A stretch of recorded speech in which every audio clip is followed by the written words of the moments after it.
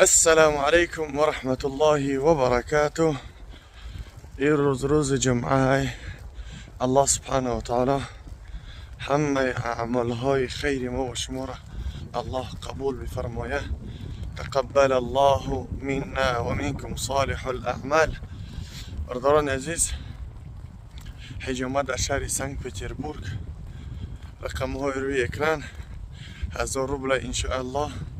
نماز جمعه را خوندین، وقت اجابت دعا در حق ما دعا کنین انشاءالله، دعا را فراموش مکنین.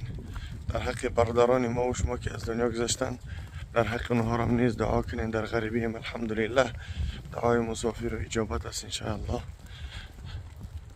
در حق پدر مادر، در حق هر انسانانی که نیاز به دعا هستند، در حق مریضا انشاءالله دعاگو باشین. در خانه کتنک بار که یخ میکنی، الله برکت برای هر یک مهاجر، برای هر یک مسافر نصیب بگردانه. بسم الله. شور و شمال دوست شاخ میکنه، بنیت شاخ میکنه گفتی گپا. برادران عزیز، رقم رو یکم میتونید که انشاءالله زنگ بزنین. برادران در خدمت هستن.